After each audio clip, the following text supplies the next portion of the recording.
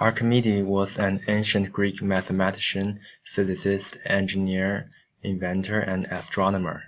He was considered as one of the greatest scientists in classical antiquity.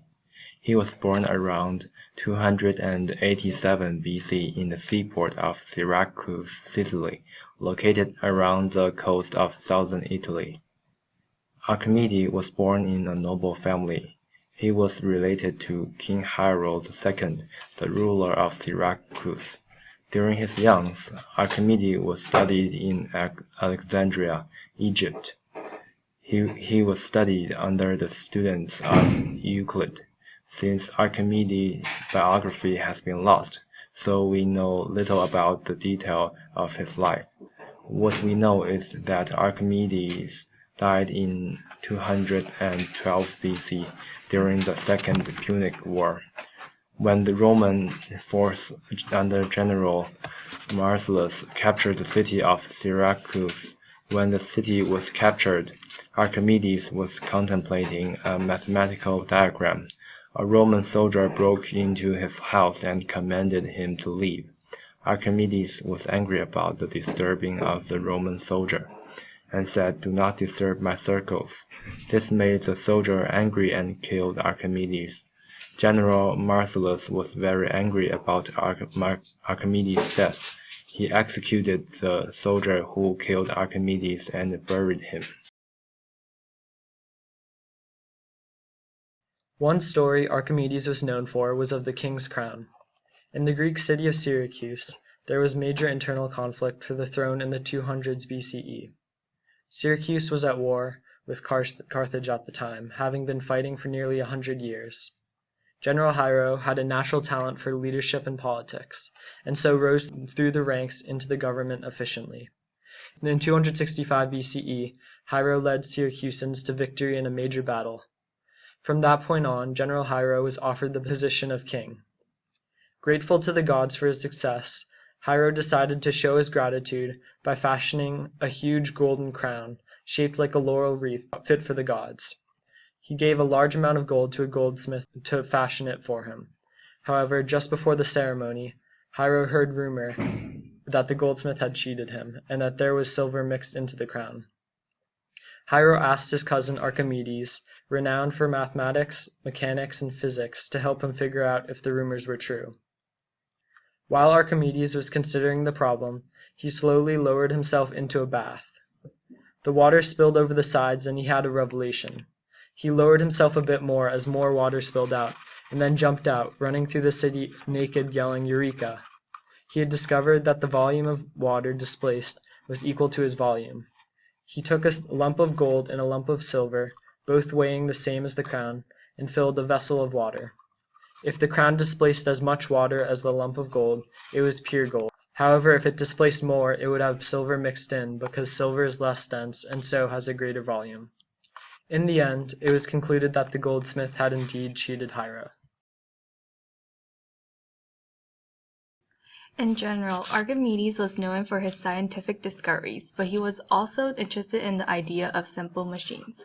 Archimedes himself did not invent the lever, but he did provide an understanding as to why the lever worked the way it did. History has it that he once said, "Give me a place to stand on and I will move the earth." This had to do with his discoveries of the lever, which he wrote in one of his surviving works on the equilibrium of planes. In it, he reasoned why is it that small forces can move great weights. With the force provided by the lever, the support from the fulcrum, and the distance of the object away from the moving force, a heavy object can easily be moved by a lighter force. In his findings in the law of levers, Archimedes observed that if the distance A from the fulcrum to where the input is applied is greater than the distance B from the fulcrum to where the output force is applied, then the lever amplifies the input force.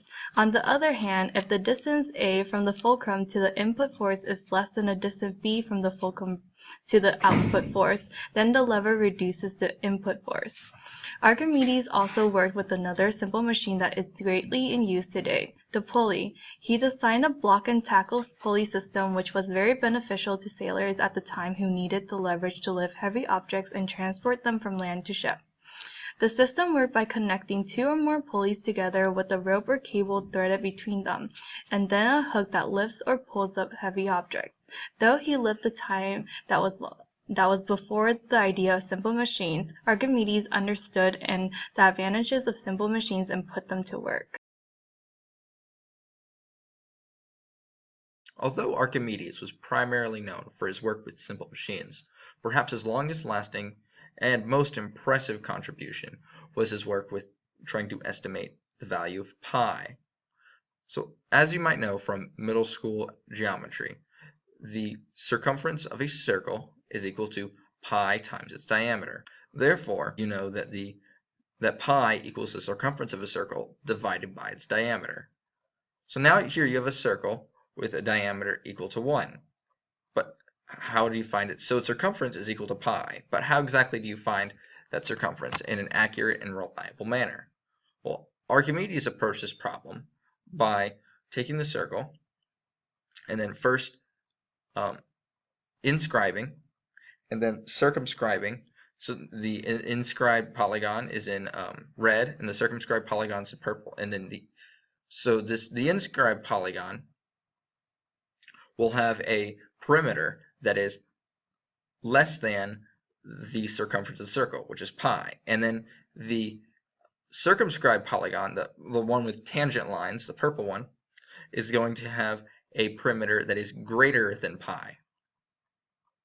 Therefore, if you keep making a more and more complicated polygon, you can get closer and closer to an accurate estimate of pi. Now this polygon right here has 8 sides, and don't ask me to compute it rigorously, but you can figure out the length of each side by using simple trig identities. So you know that a circle is 360 degrees, and this has 8 sides, so 360 divided by 8 is the arc of each one of the triangles.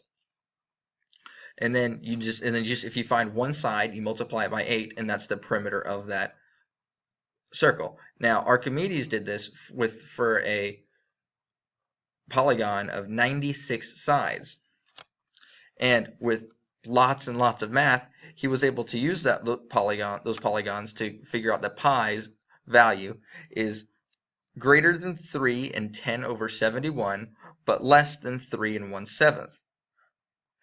And so his final estimate was roughly, if you assume it's roughly in between, it would be 3.14185, which is very, very close to pi. It's within 99.9% of the actual value, which was rather impressive for his time when he did not have decimals, calculus, or computers to help him out.